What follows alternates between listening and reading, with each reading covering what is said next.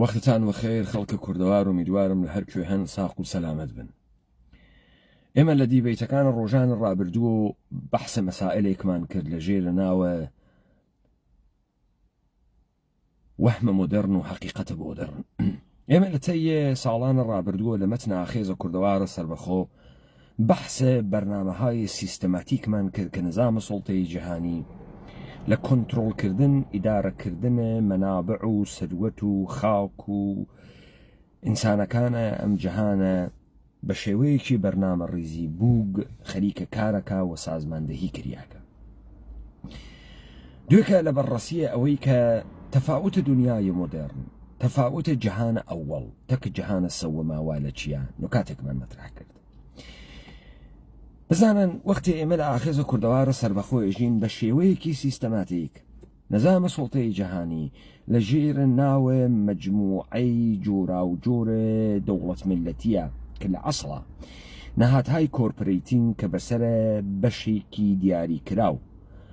بەناوە وڵات وە کشوەر وە کەنتری لەسەر ئەم گۆی زەمینە تەقسیم کریاگە ئێمە ئێشێ بتوانین مەسائلێ مەترحکەین کە کارمەندانە نظام سوڵتە، نانخۆران و چڵکاوخۆران و دەستەندەنکاران نظام سوڵتە لە ژێرە ناوە ئەنگ و بەرچەسپە تئۆریە تەوتەئە یا هەر چەشنە مەسائلێکی ئاوە بەرنەگرن بەوەی کە واقعیەت حەقیقەت بەگوێی مردم بگا. بزانن ڕەوەندێک کەوا لە ناوی ئێمە ئەمەسە و ئاوا تێفکریین کە دنیای غەرب و مردمە دنیای غەرب لەگەڵ کێشە و مشکڵاتێکا کەوان تێە خۆیان بیرەکەنەوە و جامعەکەیانە کە ئەتوانێت ڕێگە حەلی بۆ بدۆزێت و سەمەرەکەی بووگە بە ئەم ڕفاهی نسبیە کە لە دنیای غەربا لە لەحاظە مادی موجودە. ئەمما مشکڵاتێکە لە دنیای غەرب موجودە ئیمڕۆ و حالیان موجودە گەرچێ بازنەیەکی جەهانی تریشی هەست و مەسائلەکان لە وڵاتەکانی ترە خراپتر، قوڵتر، ئەمیقتر و وەحشەتناکترن، ئەمما دنیای غەرب و مردمە دنیای غەربیش بە ئەمریکا و ئەوروپای غەربی و دەست بە یەخەنتەکە. دەست بە یەخەنتەکە جامعەیەکا کە ئیتر جامعە نەماگەوە حتا زیاتر ئەڕواتە بەرەوە ئینتزاعی ترەوە ئەوێت و ئینسانەکانی تاکوتەریا بێهەدەف، بێمەسرەف، بێمەعنان لە زندگیەکانە خۆیانە. ئەو نەهلەیەی کە تەحتەناوە نەهیلیزم خەبەر دریابوو لە ئەواخرە قەرنە 19 لە ئوروپا بە شێوەیەکی مطلق ئیمڕۆ حاکم بووگە. بۆ خاترەوەی ئەم بەحسە بکەینەوە تا بفەهمین ئەفکار عمومیە جەهانی، تا بفەهمین ئێمەیە مردمانە عادی چۆن ئەکەوینە ژێرە ئەبزارەکانە نظامە سوڵتە و چۆن نظامە سوڵتە ئەتوانێت زەهن ئێمە هدایەت بکات و بەرەو مەسیری بیوات و قسەهای تکرار بکەینەوە کە بەردەوامی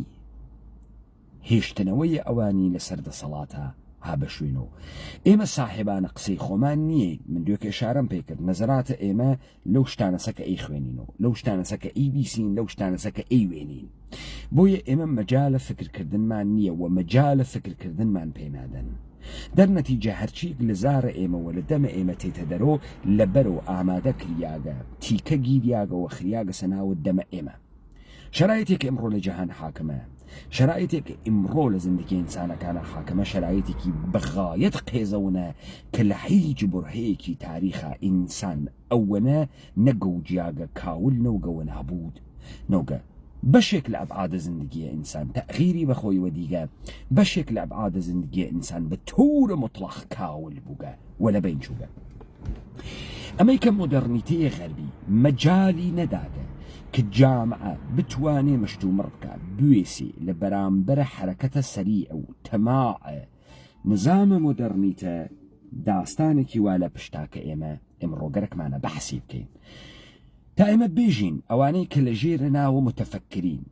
لە ژێرە ناوە فەلاسفە، لە ژێرە ناوە ئەکادمیسیەنهای دنیای غەربن، کەسانێکن کە لە عەسڵە خەریکن تەهدیدەکانە نظام سوڵتە ئەدۆزنەوە تا بتوانن بە شیفتکردنە مەعانی گۆڕینە پارەدایمەکان، تەغییردانە مەفاهیمە کەلامی وە قەوانینێکە ئیجادی ئەکەن لە ڕاستای ماندگاری مانەوەی خۆیان لە دەسەڵاتە حرەکەت بکەن. بزانن ئەمەی کە ئێمە بینەوە نمونە بێرینەوە لە جامعەی خۆمان بەر لەوەی دەرک و دەریافتێکمان لە دنیای غەربا بوێت بزانن مردمە ئێمە بە شێوەی عام پێی وایە دنیای غەرب بەهەشتە بەرینە، پێی وایە ئینسانە غەربی ڕەنجی نییە، بۆیە ئێمە شەڕ ئەەکەین سەرزەمینە خۆمان جێبێڵین گەلە گەلە ئەدەین لە دەریا لە وشکی هەرچیەک هەسمان هەڕاجی ئەەکەین وەکو بنەماڵە سەردەشتیەکە واوە خۆی و سێم ناڵۆ لە کاناڵە مانشا خنکان، وەکو کەسانێکە لە بەحرە ئێژە خنکان، وەکو کەسانێک لە دەریای مەدیتەرانە خنکان، ئێمە گەرەکمانە خۆمان بخەینە ناوە ئەم دنیا و ئەم بەهەشت بەرینە کە فکر ئەەکەین تەسەور ئەەکەین مردمەکانە خۆیان تیانە هیچ مشکڵاتێکیان بۆ خاتری ئەوەی کە لەمە بفەهمین و تێبگەین و بۆ خاتری ئەوەی بتوانین دیبەیتێکی چڕوپڕمان بێت سەبارەت بە مەوزوعە تا ئێمە لە دنیای ئەمڕۆژە لەو جێگە کەوێسیاگین کە سەرزەمینە کوردەوارە نەقش و ڕۆڵ خۆمان پەیدا بکەین. ئێمە نەقش و ڕۆڵ خۆمانمان گوم کردەگە، ئێمە نەقش و ڕۆڵێ بۆ خۆمان قائل نین، ئێمە تعریفێکمان لە خۆمان نییە، وجود ئێمە بە هەمان نهیلیزما چووگە کە زەمانێک کەسانێک وەکو نیچە، کەسانێک وەکو فرۆید، کەسانێک وەکو کەفکا، کەمۆ بەحسیەکەن،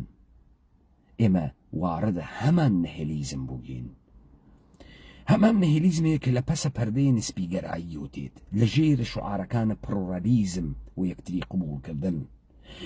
هەمان جەهانێک کە پەرامەتری بەهاکانی لە دەستداگە، هەمان جەهانێک کە دەسایۆفسکی لە ڕۆمانەکانیە کاملەن باسیەکە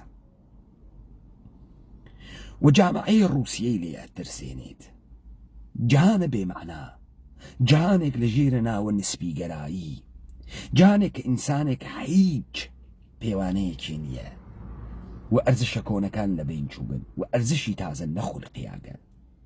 ئەرزشی تازە لە ژێرە ناوە خۆپەرستی تێت و ئینسانە پوچ بۆش و بەتاڵ دروستەکە. ئەمە خەریکە تەبدیل ئەوێ بە تەهدیدێکی گەورە کە نەزامە سوڵتەیە جەهانی ئێشێ بتوانێت ئیدارەیکە هدایەتیکە هەمان جەهان کە خۆی خۆڵخانگێسی،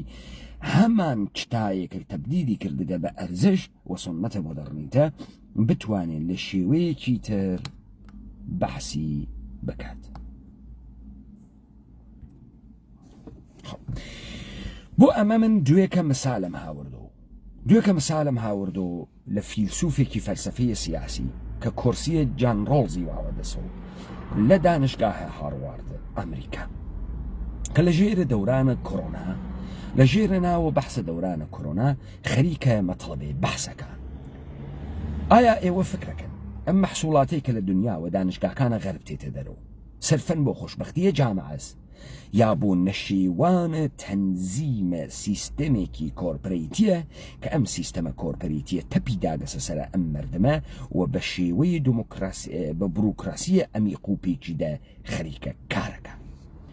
ئەم نسخە کە ئەم ساڵە مایکل سەندڵ ئەی پێچێت بۆ بەختەوەریە مردمە یا بۆ هەدایەتکردنە ناڕزایەتی تووڕەیی بێمعناییە مردمێکە کە خەریکە ئەتەقنەوە، بەڵکو ئەمانە بتوانن هدایەتی بکەن، بیگرن لەم لێشاوە کە هەڵەسێ، لەم سەیڵاوە کە هەڵەسێ، لەم لافاوە کە هەڵەسێ بەربگرن بە خەتەرەکانی، کاناڵی لێ بدەن، هەدایەتی بکەن کە خۆدەکە لەمەی بانکیش هەرەمەسە. کەواتە ئێمە بۆ خاتری ئەوەی سەنەدیەتی بێ قسەکانمان 8 دقیقە لە قسەکان ئاغای مایکل سەندڵ کە لە دوای پاندەمیک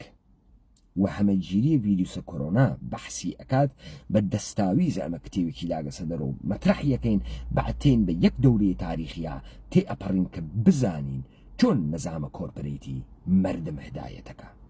چۆن نەزامە کۆرپەرەیتی نایەڵێ لە سەرزەمینە ئێمە اتفاقێک بکەفێ کە پێژن مۆدەرنیتە. بزانە مثالێک بدەم. ئێمە لە دیبەیتەکانە پێشووتر و سوعالمان کرد ڕوو لە کابرایەکی ئەسفەهانی، ڕوو لە کابرایەکی کرمانی، ڕوو لە کابرایەکی مەشهەدی، ڕوو لەوانەی کە ئیمڕۆ خۆیان بە ئێرانی ئەزانن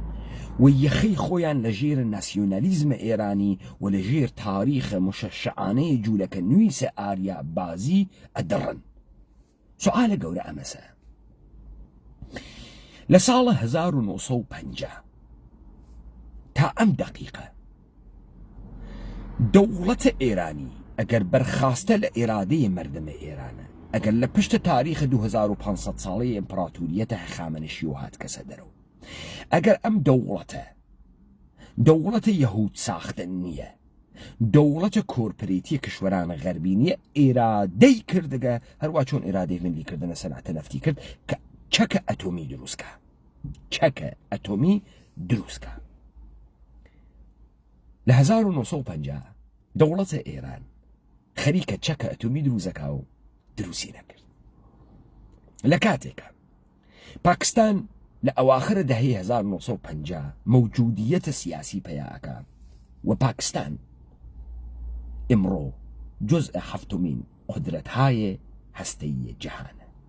سوال، ئایا مردم ئێران و ئایا کاورای ئەسفەهانی بوشهری تارانی تەورێزی کرمانی دانشی نییە، ئەقڵی نییە، ئیمکاناتی نییە دەرحەدە کابرای پاکستانی کە بتوانێت بۆم بە ئەتۆم دروستکە؟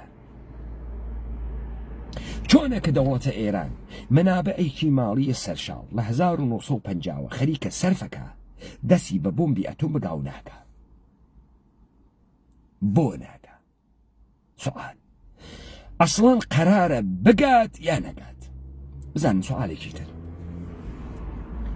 هەر لەم جامعەی ئێرانە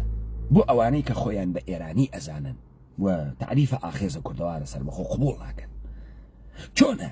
لە ماوەی 100 و قسوور ساڵ دوای ئینقلابە مەشروتیەت و تەلاشە ئەسان ئەم قسانە ڕاستەگرین، ئێوە منەوەر فکرینتان بووگە دەوڵەتتان دانیاگە کە خۆشبەخت بوون، چۆنە جامعەی ئێران سەنعەتی و نەوگە مۆدێڕن نەوگە تەوانە تەولیدی نییە، هێزێکی قودرەتمەندی ئیدئۆلۆژیکی سیاسیشی نییە، چۆن نیسی؟ چون قرار نییە ئەم اتفاق بکەفێ. بزانن قرار نییە دانێ تارانی لە وڵاتێکی سەنعەتیە قودرەتمەندە اقتصادیا زندگیکە، قرارە دانێ تارانی مواد خامی بۆ بفرۆشن خۆیشی بکەوێتە لەش فرۆشی. لە تەوەهمە 2500 ساڵەیە یەهودیە هەڵۆ قرچێت و بێتە فاحشە، کەم اتفاق ئێمڕۆ لە ئێرانە کەوت کە من ئەمە ئەکەمەوە، ئەم مەوزوع ئەکەمەوە تا ئێوە سەحەت وەکامەلی و دروستیە مەتنا خێزە کوردەوارە سەربەخۆ بە وفود و بە باشی تێبکەن. بۆ ئەمە من مەجبورم لە بەستەرێکی سیاسی و حرەکەت بکەم، تاریخەن دەست بۆ مەسائلێک بووم کە ئێوە جۆرێکی تر بیستتانە، من جۆرێکی تر مەتراییەکەم. ئەمە بۆ خاتری ئەوەسە تەوانە تەشخیصە ئێوە، چۆنیەتیە تەمیزدانە ئێوە، سەرە و ناسەرەکردنە ئێوە، پۆلێنکردن و بێژنکردنە ئێوە بواتە سەرەوە، تا ئێوە بفەهمن لەکوێی ئەم جەهانە دانیشتگەن، میزان قدرەتە ئێوە چەندێکە، ڕۆڵ نەقشە ئێوە و ئێمە چەندێکە. پس من بە ئینگلیسی قسەکان ئاغای مایکل سەندڵ لێ ئەدەم کورتێ لە قسەکانی ئەگرم کە ئیدامەی بەحسە خۆمان بدەین. ئەمە ئاغای مایکل سەندڵە، ئوستادە دانشگاهە هاروارد، فەلسەفەی ئەخلاق و سیاسەت.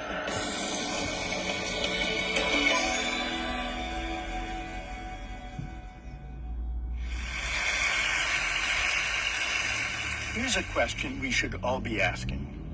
What went wrong? Not just with the pandemic, but with our civic life. What brought us to this polarized, rancorous political moment? In recent decades, the divide between winners and losers has been deepening, poisoning our politics. خب وتی اما گرکمانه در مورد موضوع قصه بکەین کە چه اتفاقی کەفتگە، ئایا کۆرۆناس یا مشکلات زندگی اجتماعی و متمدنانەی ئێمەس؟ بەحس لەگرا بردوباختە تەوەجۆکەی لە حوزەی سیاسی ئێمە This divide کە باعث بوو کە جامعەی ئێمە دووشەق بکاتەوە. دوو شەق بکاتەوە بەرەندەگان و بازەندەگان ئەوانەی بردگیانەوە وینەر ئەن لوزەر خەریکە جامعەی ئێمە دوو شەق وەکاتەوە. It's partly about inequality, but it's also ئەم بەحسە تقریباً دەرمۆردە بەرابەریە نابەرابەری بوەخشن دەرمۆردە نابەرابەریە وا خەریکە بەحسیەکە about the attitudes toward winning and losing that have come with it. Those who landed on top came to believe that their success was their own doing. ئەو کەسانەی کە وانە سەرۆ دانیشتگن خەریکن باوەڕەگەیگن کە ئەم شتێک کە باعث بوو گەوانەوە لە سەر و دانیشن لیاقەتە خۆیان لایق و بنکوانە ئەوێ دانیشتگن تۆجۆ کە ئیست ئەم خەریکە لەگەڵ ئەمە بەرخۆردەکە A measure of their merit, and that those who lost out had no one to blame but themselves. ئۆکەی ئەوانەی کە چووکن لە سەر و دانیشتگن خۆیانوە دەستیان هاوردگەوە بۆ خاتری شایستگیەکە کە هەسیان بەڵام ئەوانەی کە باختگیانەوانە خوار و دانیشتگن حەج کەسێکی تر ناوێ مقصر بزانن ئللا خۆیان نەوێ و ئەمە گەرە کەسی لەسەر ئەمە بەحس بکەیت ئاغای سەندڵ هەشتەیە قەس من سعی ناکەم فرە بیگرم کاکڵە کەلامەکەی بەحسەکەم بۆتە بۆ ئەوانەی کە ئینگلیسی نازانن کە ئەکسەریەتە ئێوە ئینگلیسی ئەزانن. This way of thinking about success arises from a seemingly attractive principle. If everyone has an equal chance, the winners deserve their winnings. جۆرە نەگاهە تەبەقەی حاکمە ئاواسە کە ئەگەر شرایطێکی بەرابەر بوێت لەم ئەسڵەتێتە دەرەوە کە ئەگەر شرایطە بەرابەر بوێت هەر کەسێک کە ئەتوانێ بیوات و حەقە خۆیسی چون شرایط بەرابەر بووگە و ئەم ئاغا بردگێسیوە لە شرایطە بەرابەرە چون تەلاشە فرەتری کردگە کارە فرەتری کردگە من ئەمە لە دیبێتەکە دوێ کاوتم. This is the heart of the meritocratic ideal. In practice, of course, we fall far short. Not everybody has an equal chance to rise. Children ولا ئێمە عملاً ئەزانین کە هەر کەسێک ئیمکانی نییە لە شرایطێکی بەرابەرە گەورە بوێت هەر کەسێک ئەمەلەن زندگی اجتماعی بە ئێمە ئێژێ هەر کەسێک ئەو ئیمکانەی نییە کە لە شرایطێکی بەرابەرە گەورە بوێتە کە دیکەرانە وستۆ زیادە. born to poor families tend to stay poor when they grow. ئەگەر مناڵێک لە ناوی خانەوادەیەکی فەقیرە لەدایک بوێت لە شرایطە فەقرا گەوراوێت و لە فەقیریە ئەمێنێتەوە. Bob, affluent parents are able to pass their advantages on to their kids. At Ivy League universities, for example, there are more students from the top 1% than from the entire bottom half. Okay. وخانەوادەهایە کە موفقن ئەتوانن موفقیتەکانە خۆیان بەن و مناڵەکانیان ئێستا ئێژێت تعداد دانشجویانە ناوە دانشگاکانە ئەمریکا لە 1% تەبەقەی ئەلیتە ئەمریکا زیاترە لە ما بەقیەوە 2% مردم ئەمریکا. تەوەجۆ بکە بەم ئامارە کە خەریکە ئیداد ئاغا دانشگای هاروارد و ئەو ئێژێتی من نایژمی تعداد دانشجویانە دانشگاکانە ئەمریکا لە 1% تەبەقەی حاکەمە زیاترن لە 99% کە تەبەقەیە هیچ وەدەسە ئەمریکان. تەوەجۆ بکە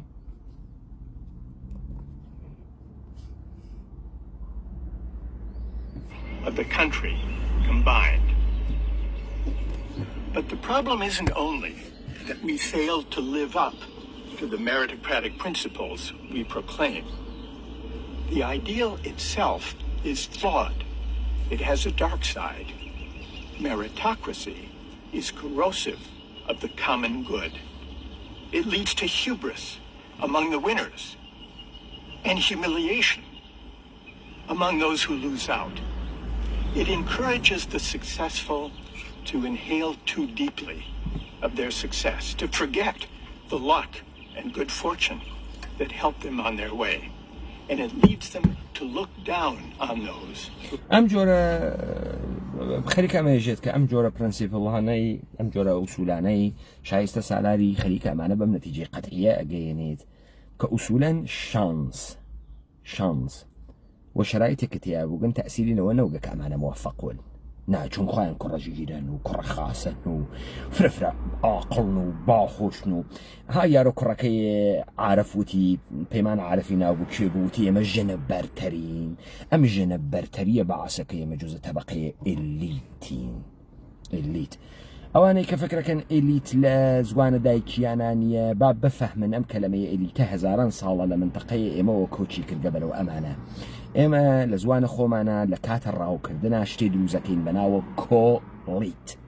کۆڵیت کۆڵگرتن یعنی کەمینگرتن کەمینگرتن کۆڵیت کۆڵە ئێلیتە ئێلیت کوڕەکانە ئێلن کوڕەکانە خوایە کێوسانن ئەوانەی کە ڕۆنە کێوسان ئێلیتن کوڕخوان وانە تەبەقەی سەر و دانیشتن کۆڵیت ئەو جێگەسە وا ئێلیت کۆڵیتی ئاگرێت تەوەجۆتان کرد تا ڕاو بکوژێ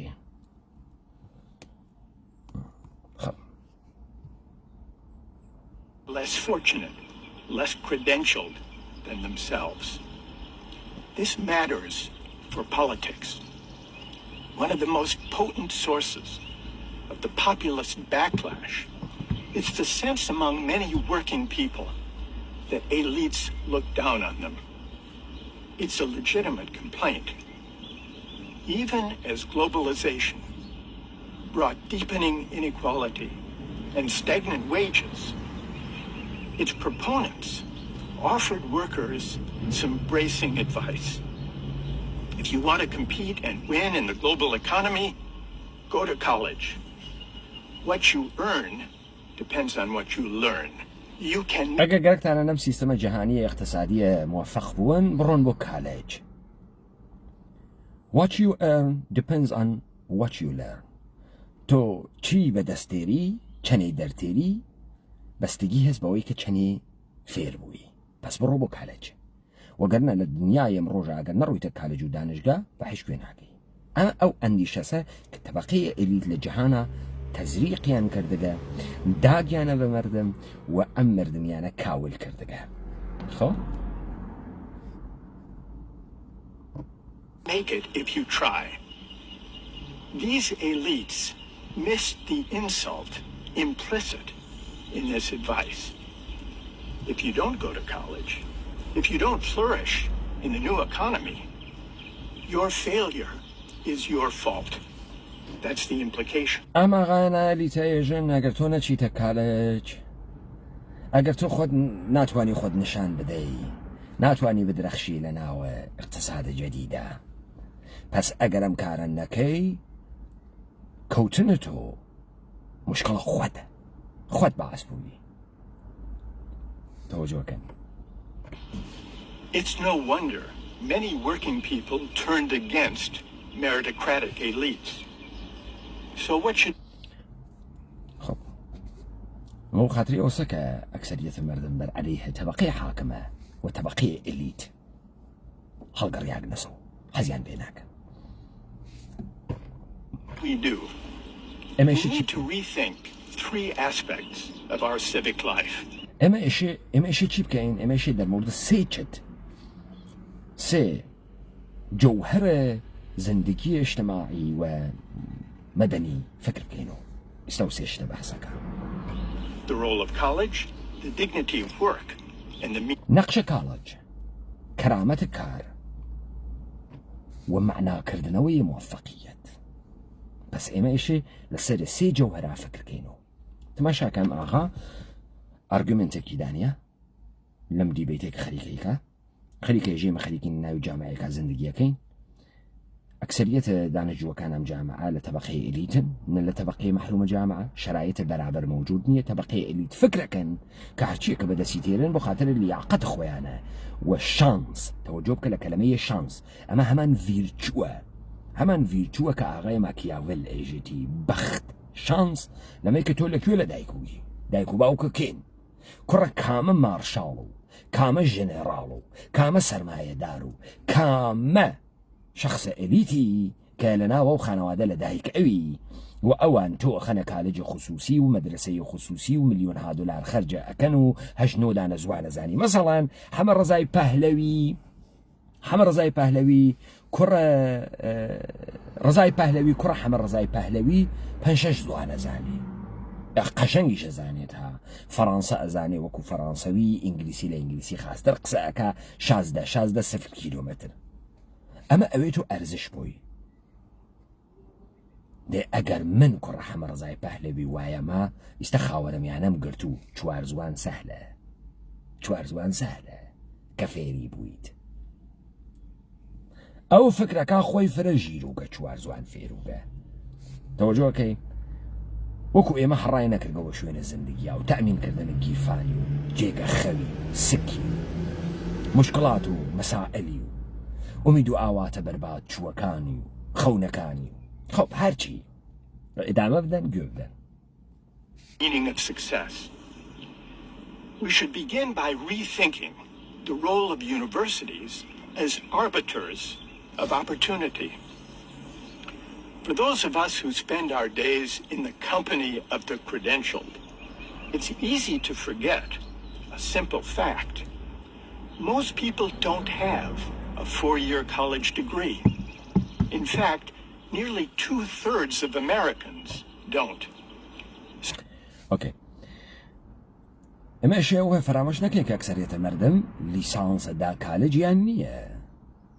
2/3 مەردەمە ئەمریکا تەحسیلاتە دانشگاهیان نییە مەردەمە ئەمریکا 2/3 لە 3 بەشە 2 بەشی مەردەمە ئەمریکا تەحسیلاتە کالجیان نییە دیپلۆمەیان نییە دیگریان نییە نیسیان. So it is folly to create an economy that makes a university diploma a پس ئەمە شتەباهێکی گەورەست کە ئێمە اقتصادێ دروست بکەین کە لازمەیە شرکەتە لەم اقتصادە هەبوونی دیپلۆم و لیسانسە دانشگاوێت چون 2/3 مەردەمە خۆمان بێکار ئەەکەین ئەحساسە بێمەسرەفی ئەەکەن مەردەمە خۆمان. ئەمە کێژێتی ئەمە کابرایەکێژێتی خۆی جوزە تەبەقەی ئەلیتە ئوستاد دانشگای هارواردە کورسیە جەنڕاڵ زیوا لە دەسا ئەم ئاغا فارق و تەحسیلە دانشگای ئەکسفۆردە لە بریتانیا.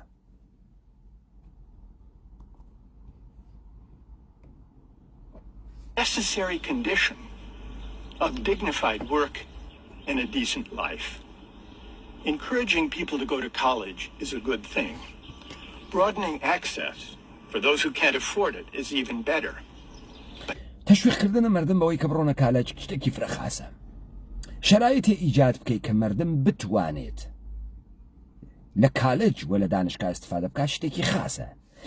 بزانە ئەمە خەریکە ئەو جۆرە بەحساکەوە مەردم حەزی پێیەکە. ئێژە ئاغا خۆ من ناژم دانشگاه شتە خراوێکە. ئەگەر تۆ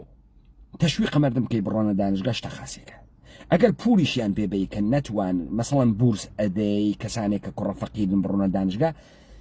باز ئەمە شتێکە ئەمە لای خۆمانە و باوە مەسەڵەن کاورە فکرەوە ئەو کوڕە فەقیرێک لە جوان ڕوا بووە نەفەرە ئەوڵە کۆنکۆر ئێژێ ئەم جۆرە سیستەمە جامعە نابوو دەکا خاسن ئەمانە خاسن فرە خاسن کۆمەکە ماڵی بکەی بە کەسێک کە پولی نییەوە لە ئێستعدادی ئەس بڕاتە دانشگا دەرس بخوێنێ بەڵام ئەی ئەوەی کە ئێستعدادی نییە ئیشێکی پێ بکەی فڕی بەی 2/3 مەردم ئێمە نە حەوسەڵیان هەست نە تااقەتیان هەست نەخۆشیان تێ بڕۆنە دانشگا ناڕۆنە دانشگا تەشویقیشیان کە پوڵە مفتیشان پێ بە بعد تۆ بێبێژی ئەمانە ئینسانای نالایقی کەسیفە خوێڕیەکەن وریان کە بان لە منجەڵابە بمێنێنەوە بێ مەسرف و خوێڕی بمێنینەوە ئەمە نەبۆ خاتری مەسەم ئاغا ئینسانێکی فرەفرە خاسە ئەمە خەریکە تەهدیدە سیستەمە کۆرپۆرێتی ئەمریکا خوێنێتەوە خەریکە ئەی خوێنێتەوە بەر لەوەی اتفاق بکەوێ نیشانەکانی چاو پێکەوتکە مەردم خۆی هەنووز نازانێ مەرەزەکە لەکوێ گیانیا گەڕیاگە ئەم قسە من نایکەم ئەم قسە کابرایەکەی کاکە عالیترین مەدرەکە تەحسیلی لە عالیترین دانشگاهای دنیا هەست و کورسیەکی بسیار مهمی لە دانشگای مهمترین دانشگای ئەمریکا هەست بە ناوی هاروارد ئەم قسە ئەو خەریکەیکە ئەو خەریکە ژێم کارە خەتەرناکە ئەوەی کە من تەرجیح بەی بە مابەقی ئەمریکا خەتەرناکە خەیری خەتەرناکە ئیسە باسیەکە بۆ خەتەرناکە. This is not a solution to inequality. We should focus less on arming people for meritocratic combat and focus more on making life better. ئێمە ئێشێ بەجێوەیە کە فکر بکەین مردم مسلح بکەین بە ئەسلحەیە کە بتوانێت بڕواتە ناوە شەڕە شایستە سالاری ئێشێ فکر بە شرایطی بکەین کە ژیان خاسترەوە بکاتەوە نە ئەوەی کە ئەسلحەیە شەڕە شایستە سالاری بینە دەسە مردم. For people who lack a diploma, but who make essential contributions to our society. We should renew the dignity of work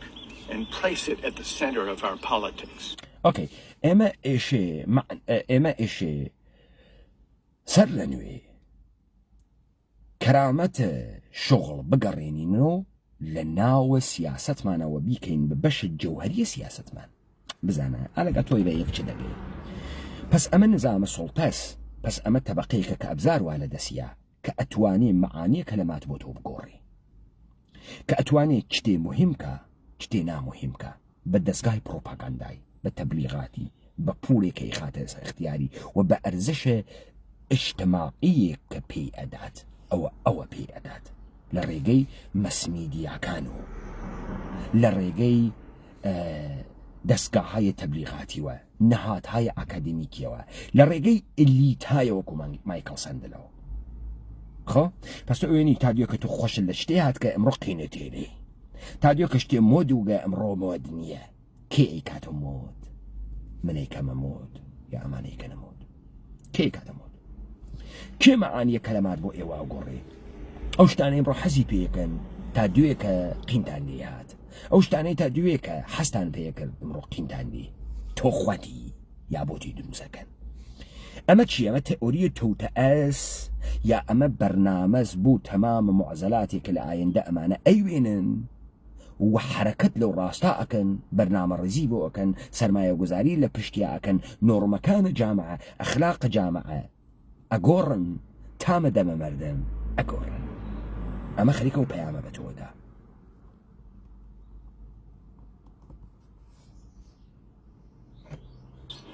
We should remember that work is not only about making a living, it's also about contributing to the common good and winning recognition for doing so. Robert F. Kennedy put it well half a century ago. Fellowship, community, shared patriotism.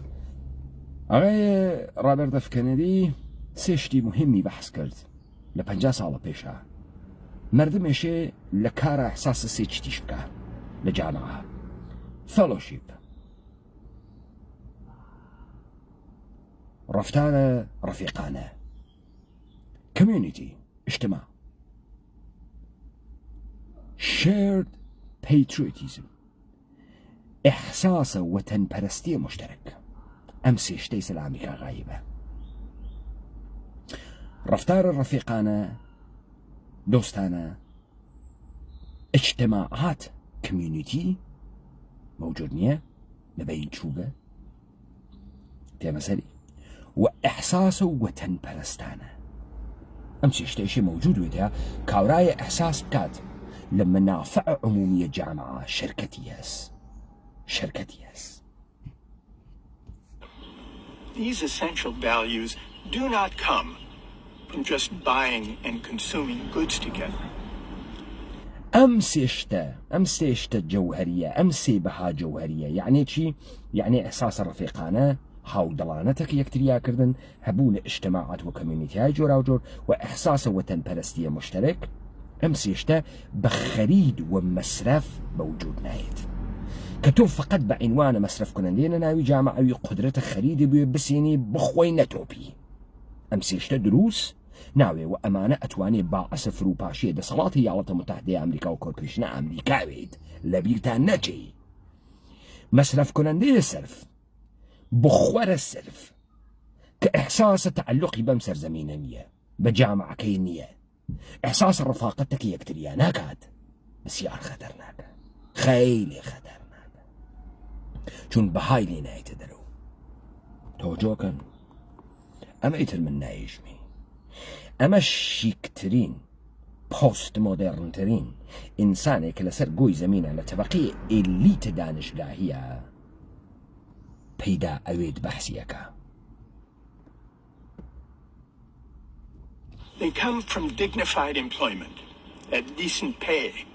The kind of employment that enables us to say, I helped to build this country. I am a participant in its great public ventures. This civic sentiment is largely missing from our public life today. We often assume that the money people make is the measure of their contribution to the common good. ئێمە گەیگینە و جێگەیە کە فکرەکەین ئەو پوڵەی کە مەردم بەدەستی تێرێت ئەو میزان نەقش و مهمیەسە کە لە مەنافع عمومی جامعە بازیەکە وانیە کابرا ملیۆنێ دەرتێری 2 ملیۆن دەرتێری ئینسانە مهمەی لەم جامعە نییە ئەو نییە کە جەوهەرام جامعەیە پاراستەگە ئەو نییە کام کشوەریە دروست کردەکە وەلی ئەمە تەبدیل بووگە بە باوەڕ عمومی وە کردگیانە کارکە دەرامەدی زیاترە موافقە تێگەیشتگە فهمی دەست لە بیرتانتی ئاخیزە کوردەوارە سەر بە خۆختی دیبەیتی کرد لە ماشینە دیبەیتی کرد ئێوە پێتان وایە لە ناو ماڵەکەی منە حەدە ئەقەل 1000 جلد کتێوم نییە بۆ لە پشتە کتێوخانە من دیبەیتم نەکردان دقیقە بۆ من هاتم قژم ئەم شانە نەکردو دیبەیتمە کرد بۆ من ئەهاتم بە زوانە ئەوامانە قسەمە کرد لەبەرەوەی ئەم ئەحساسە بگەڕێنمە بۆ مردمە خۆمان بۆ ئینسانە کوردی کە ئەوەی لە پشتە کتاوخانەدا ئەنیشێ پەدەرسوختەیەکی کڵاو بەردارە هاتکە گیرفانە بکوتێ بێسەوادێکی درۆزنە کە فکرەکە بە بەستنە کراواتێک و هەبوونە مەدرکە تەحسیلیەک ئیتر نەیگەرەکە سەوادی بێ هەر توڕەهات ئێتوانێ بکاتە ناوە پاچەی تۆ بۆ من سیگارم کێشە بۆ من چایم خوارد لە کاتە دیبەیتەکانە لەبەرەوەی هیچ فاسڵەیە لە نێوانە خۆم و مردم دروست نەکەم من مردمە مردم منن خەیرێ بەرتر لەمەی کە ئاغایە مایکل سەندڵ ئەم قسانە ئیستە بکە ئیستە ئەم قسانەی 5 مانگ پێش کردەوە بچن دیبەیتەکان ئاخێزە کوردەوارە سەر بەخۆ تەماشا بکە ئەو قیامەی وا ئێمە بەرعەلەی هەتەبەقەیە ئلیتە ساختە شدەی دەسە نظامە سوڵتەی جیهانی دروستمان کرد کە خەریک و مردمە ئێمەی بەرەو قەحقەرا ئەورد لە تەرزە بەیانە نەوع قسەکردنە ئێمە وەکو تووڕەیە جامعە دەرپێمان لە قەی کەلاممان داکەند و بە کەلامە ڕۆکە مردمێکی بەرپنگ خواردەگە ناوە جامعە کە هاڕیاگە بە ئەرزشەکان نظامە سوڵتەی جیهانی قسەمان کرد بڕۆن ئیستا هەرچی توولە ئلیت بازە جامعەیە ئێمە سوا دەوڵەتە ئێرانی دروستی کردگن و نەهادە جوولەکەی دروستی کردن قبلن بە کوتشاڵ و کراوات و قەت و ڕیبات و پشتە کتاوخانەیەکا دانیشتنیانم های فرەفرە مهمین ئێمە مەغزین بۆیە لەم سەرە و دانیشتگین ئێمە لیاقەتە ئیدارەکردنە ئێوەمان هەست بڕۆن لە مەسەی بارزانی مەسە قەشەنگەی بێسەوادە ئەحمەق تا کوڕە نادروسەکانە جەلالە تاڵەبانی تا مەچەی هجری تا عبەی مهتەدی تا ئەم ڕێز و دروشت هایە خوێڕیە تەحتە ناوە عەلیە جوان مەردی و ئەمانە لە پشتە کتاوخانەیەکا دائەنیشێ سەڵاوەکانە خەڵکی تەوەجۆکەن ئەوانە ئەوەی کە مەدە نەزەریان نەبوو حرمەتە جامعە بوو قدرەتە مردم بوو لە جامعە حزورە مردم بوو مردمانێک کە ئەم سەرزەمینە تەشکیلە دەن مردمانە کە هێزە ئەم سەرزەمینەنە یعنی ئێمە ئەربابە ئێوەین یعنی ئێمە لە ئێوە وارەتترین یعنی ئێمە واینە ئوروپا و ئەمریکا یعنی من زوانە ئینگلیسی ئەزانم یعنی من چون وامە ئەمریکا لە تۆ فرە زیاتر حاڵیمە یا ئەوەی کە تۆ وایتە ناوە داخڵا دانیشتی لە من فرە مهمترە من ناوێ لە ڕەفتارەکانە تو دخالت بکەم بزانن ئەوانەی وا کارمەند دەوڵەتە ئێران بوون کە قرار بوو فعالیەتە مەدەنی و کۆڵبەربازی و ئەم جۆرە شتانە حیزی و سەڵامەتی لە جامعەی ئێمە تحت ناوە بەرگرتنە بە ئینقلاب تەقینەوەیە تووڕەیە خەڵکی لە سەرزەمینە ئێمە لە بێ اختیاری و لە دواکەوتووی لە اتفاقێکا کە نەکەوت بەناوە مۆدەرنیتە ئەمانە هدایەتی بکەن بێژنەوە کارە خاسێکەکەن ئێمە نافەهمین تو کارە خاسێکەکەی دووچەرخە سواریەکەی ئاخێزە کوردەوارە سەر بەخوا دوتی غەڵەتە کرد هەم تۆ غەڵەتە کرد هەم ئەوەی کە دووچەرخە سواریە ژنان تحتە ناوە مبارزە ئەفرۆشێتەوە غەڵەتی کرد ئەو خەریکە کۆڵبەری و مەرزە مەریوان و دەرامەتهای میلیۆنی قرسە وایەگرا فرۆشتن و توریزمە جنسی و پول لە تێرێ دیستە من ئەمە ئەکەمەوە پس ئاخێزە کوردەوارە سەر بەخۆ خەیری زووتر لەوەی کە ئاغایە مایکل سەندڵە هارواردەم قسانە بکات کە دەوڵەت بێت و کۆرپۆرێشنە یاڵەتە متحدەی ئەمریکا بێت سەر لە نوێ بنیادە جامعەی ئەمریکا تەغییر بدات چون ئەمریکاوە لە مەسیرە خەتەرناکێکە ئێمە ئەم کارمانە ئەمەلان کرد هاتمە دەرەوە کارکەم سیگارە لا پێچ ئەکێشم گەرەک بۆ بە خەڵکی بێژم من تەماکۆ ئەکێشم سیگارە بەرگە هاوانانێ لە ناوە دەمەمە سیگارە لا پێچ ئەکێشم وەکو تۆ کارەکەم کارەکەیشم ئەسڵەن مەنزەڵەتی ئیجتیماعی نییە لەبەرەوەی بتوانم هەزینەی زندگیەکەم بدەم لە پشتە ماشینەکەما قسەم کرد لە ناو ماڵە بچووکەکەما قسەم کرد هەڵسام لە خەو قسەم کرد گەرەکم و بخەفم قسەم کرد چوارە سۆح قسەم کرد هەر وەختێ توانیم بە هەر سەر و شکڵی ڕیشم بوو ڕیشم نەبوو تەمیز بووم سرم شانە کریا و سرم شانە نەکریا و قسەم کرد چون من ئێوە بووم ئێوە منن من ئێوە بووم و ئێوە منن من هاتمەوە بە ئێوە بێژم قدرەت هەنە ئێوەس ڕۆڵ و نەقش هەنە ئێوەس جامعە هەنە ئێوەس سەرزەمین هەنە ئێوەس ئێستا هەنە ئێوەس داهاتوو هەنە ئێوەس هاتم تەواوی ئەو ترسانەی کە نظامە سڵتە تەحتەناوە دروستکردنە ئەرزشت جەدیدە تەبەقەیە ئەلیت بۆ ئێوەی دروست کرد و بیگەڕێنمەوە بۆ خۆتان اعتماد بە نەفستان بۆ بگەڕێنمەوە کاوران نەترسی ئەگەر لە ناوی کەلامیان ناتوانێ بە سوورەتێکی مەتۆدیک قسە بکات بژێ سەوادم نییە بژێ بێسەوادم بژێ نادانم مەدرەکە دکتۆریە کەسێ نەیترسێنێت بارها وتم من دوو چت ترسە خۆمی شکاند من چوومە یاریە کوشتی وە زۆران تماشام کرد چارە ئەو کەسەی وا عەزوڵاتە گەورە گەورەی هەست ئەکەم وەکو گونی ئارد ئەیدەم بە ئەملا و ئەولا ترسم لە هەیکەڵە خەڵکی ڕژیە هەیکەڵی زلە و چواشانەس و بازووی زلە و سیۆڵی قەپەس و ترسم ڕژیە دوو متالعەم کرد خوێندمەوە لە مەدرەکە تەحسیلیە مەردم ترسم ڕژیە بچن من داسایۆفسکی معنی کردگەسەوە دیبەیتەکانی معنی کردگەسەوە کتێوەکانی بچن سروشت دەباغیش و ڕەوانشناسانە ئێرانی سعیان کردگە دەستێکی خۆی لێبن بچن مقایسەی بکەن میزانە داناییە کە من لە تەفسیرە جنایەت و مکافات و بەرادرانە کارامازۆفا بەحسم کردگە تەکە ئەو نەزەراتەی کە ئەوانە ئەیدەن تەحتە ناوە ئێلیتەکانە جامعەی ئێران دەرمۆردی داسایۆفسکی قسە ئەکەن لە ڕامینە جەهان بەگلووە گرتگە تا مابەقیە بچن مقایسە بکەن دانشگایش نەچووگەم کالەجیش نەچووگەم مەدرەکە دانشگایشم نەگرتگە وەکو ئەوانیش حقوق ئەلیت بوون ناگرم تریبون و کۆنفرانسیشم بۆ دانانین من ئێوەم وەکو ئێوەم هەر وەکو خۆتان لە ڕەنجەکان و مەسائبەکانە ئێوە هاتمە دەرەوە ئەدامە بین لەسەر ئاغای مایکل ساندل ئەدامە بین. But this is a mistake. Martin Luther King Jr. explained why. Reflecting on a strike by sanitation workers in Memphis, Tennessee, shortly before he was assassinated, King said, "The person who picks up our garbage is, in the final analysis, as significant as the physician. For if he doesn't do his job, diseases are rampant. All labor has dignity." Today's pandemic makes this clear. It reveals how deeply we rely on workers we often overlook. Delivery workers, maintenance workers, grocery store clerks, warehouse workers, truckers, nurse assistants, childcare workers, home health care providers.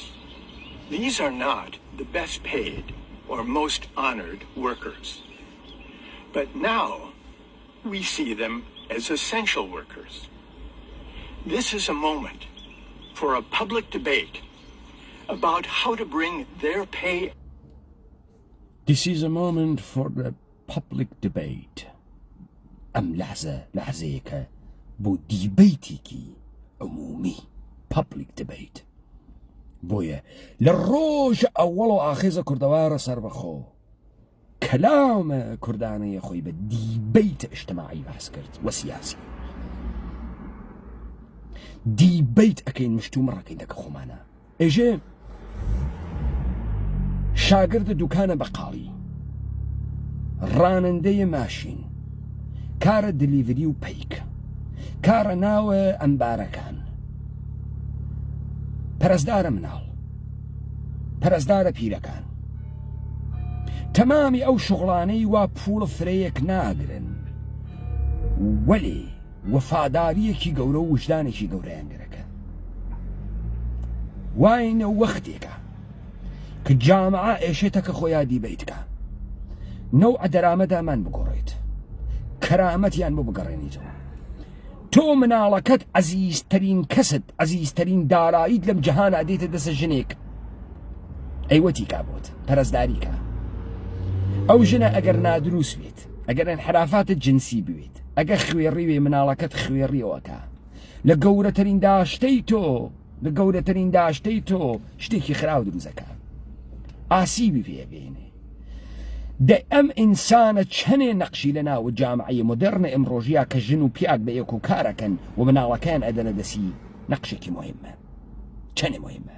بۆچی ئێشێ ساعاتی $7 بکرێ؟ بۆ بەڵام کابرا وەکیلە،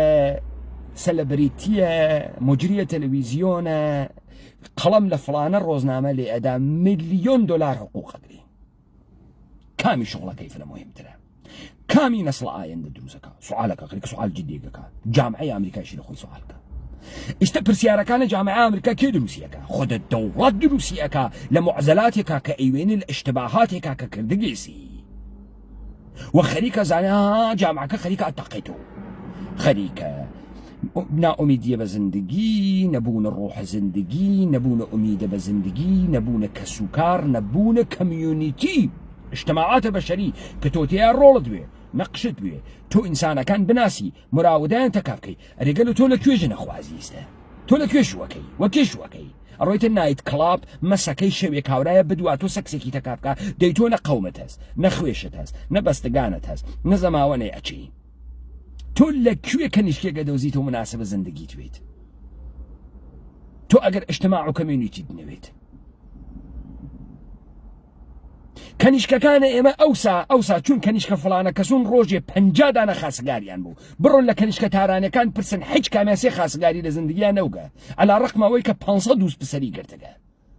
دووس پسەر ئەگرێ، ڕەفیق کوڕ ئەگرێ لە بەرەوەی شووکە، داواکاری بێت. وەختێ کەنیشێکی لای ئێمە کە کەنیشکە خانەوادەیەکی خاص و ئەوسا تا 10 ساڵە پێشیش ئەیوت من 20 دانە داواکارم بووگە کەنیشکە تارانی شاخی دەراوت.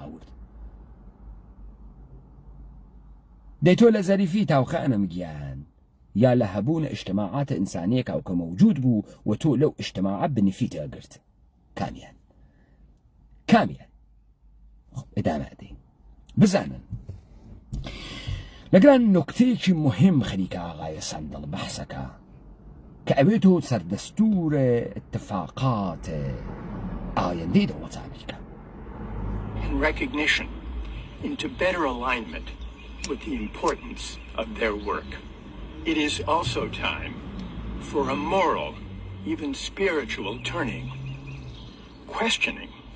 our meritocratic hubris. Do I morally deserve the talents that enable me to flourish? Is it my doing that I live in a society that prizes the talents I happen to have? Or is that my good luck?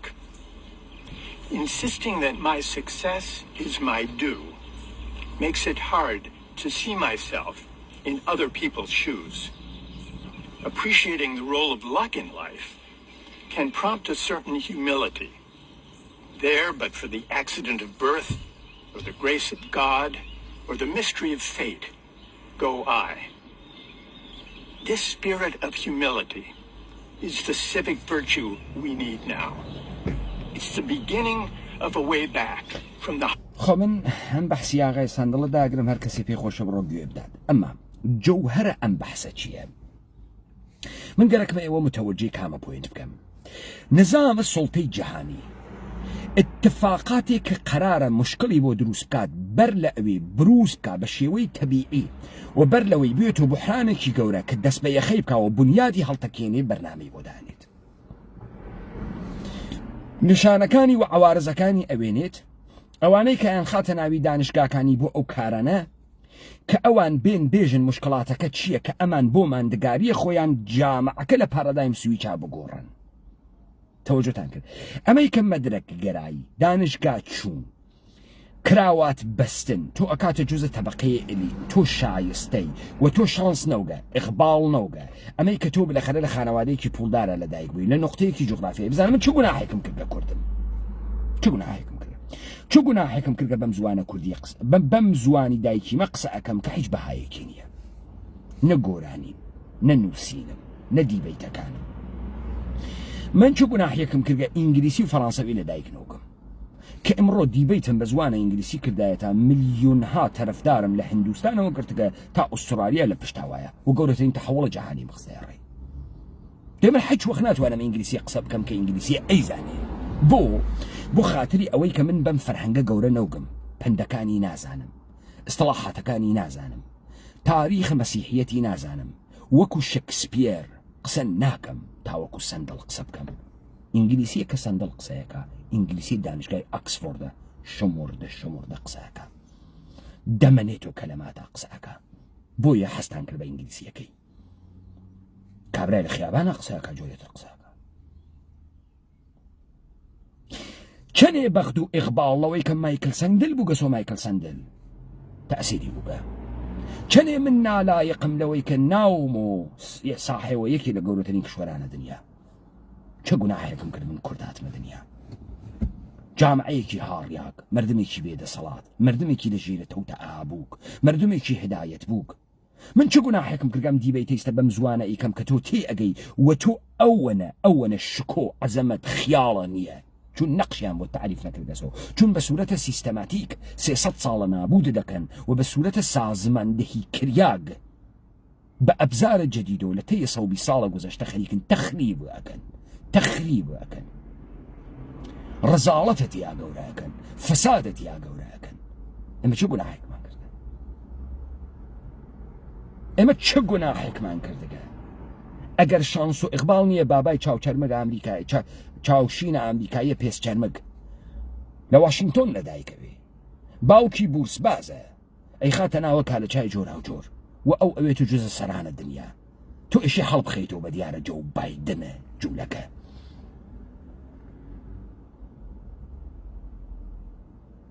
تەوەجۆکەن ئاغازە بەحسەکەی بەحسە نابەرابەری بوو نابەرابەری اجتماعی لە ئەمریکا کە بە سوورەتە سیستەماتیک لە دەستگاهە سڵتەیە ئەمریکاوە تەزریق کریا لەسەر ناو جامعەی ئەمریکا خەریکە ئێژێت ئەمریکا خەریکە بەرەو جەریانە خەتەرناکێکەچێ لەو لاوە تۆ گۆڵۆبالیزمت هەست لەم لاوە کارگەرە بێسەواد ئەمریکایی ڕەیەدا بە دۆناڵد ترامپ نەڕەیەدا ئیسلاحاتە ئیقتصادیە دموکراتەکان کە قاڵەبن مەشیە لە پشتە تەبەقەی کارگەر وایەنە ڕەیەدا بە جمهوری خاکان دۆناڵد ترامپێک کە شعاری ئەمە بوو ئەمریکا ئەشێ دەحفێتر قەویترین دەوڵەتە دنیا قەویترەوە بکەینەوە یاڵەتە متحدەی ئەمریکا لە دەورانە دۆناڵد ڕێیگانەوە ببەخشن ڕێیگانەوە و مارگارەت تاچەرەوە کە بەرەو گۆڵۆبالیزەیشن چوون و جەهانی بوون چوون ئاغای دۆناڵد ترامپ هات و دیواری کێشا فیما بینە مەکسیک و ئەمریکا ئاغای دۆناڵد ترامپ هات و بەری گرت بە حوزورە خارجیان لە ناوی ئەمریکا وەمە خەتەرناکە خیلی خەتەرناکە قدرەتە فەرێکیانەواتە ژێر سوحان خۆیان ئیسەتێن حەملەکەنە خۆیان تێن بۆ مردمێک کە زوانی نییە قسە بکات تفەکەنە دەمی خۆیان تێنە مەسائلە مەترحەکەن بەس ئاغایە مایکل سەندڵ ئینسانە گەورەیەک نییە بە شوێنە حەقیقەتا بگەڕێ نییە بەڵکو کارمەندێکە خەریکە معزەلەکە ئەوێنێت و ئێژێت سێ ئەسڵێکە ئاغای کەنێدی بەحسی کرد لە جامعەی ئێمە نەماکە فەلۆشیپ کمیونیتی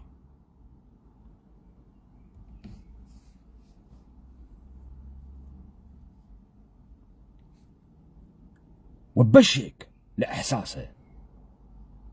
وەتەنپەرستی کەی لە وەتەن بوون لە ئەمریکا نەماکە تۆ ناتوانی لە ئینسانێکا کە سەرفەن تەبدیلە کردە بە مەوجودێک کە بخوا و مەسرف بکە و مەسرفی بکەی توقع اجتماع بيت تو ناتواني لإنسانك كخوبرستيتي أقورا كدويتو توقع كوميونيتي ومجموعة بيت بوي الدنيا أمرو شاري وكو لندن شاري وكو واشنطن شاري وكو لوس أنجلس حتى بمعنى كلاسيكا مودرنكي شار نماكا جامعة حتى شوغا انتزاعي تروغا وإنسان كان تنياتر بوغن بوي أخوان بيشبيني أكن كجوكر دروس أبي فيلم الجوكر أبو دروس أكن إنسانك حيج معناه يكينية أنتي سوشيال برزد الجامعة برزد مردمة برزد حرشي أرزشي كحاكمية تعريفية كاتو حج منطقي كشينية بولي نقرك فقط تخريبك وقاليش تخريبك أما خويا بيشبيني هكذا خويا فيلم كيدروسك دي تو ايجي ام جهان امانه هدايتي ناكا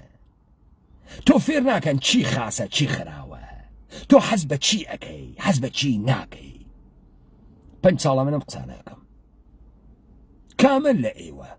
بأرزشم قسانة بيتان بل كيست آغاي مايكل سندليكا أستاذ فلسفة أخلاق وسياسة دانشگاه هاروارد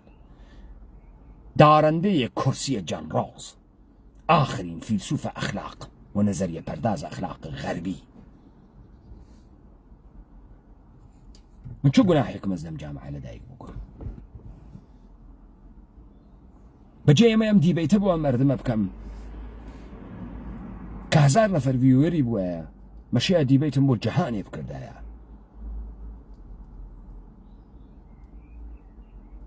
بجي ما بزواني دايك شي قصد كم كمردمك تصوري لكنارا وكي باو كيشينية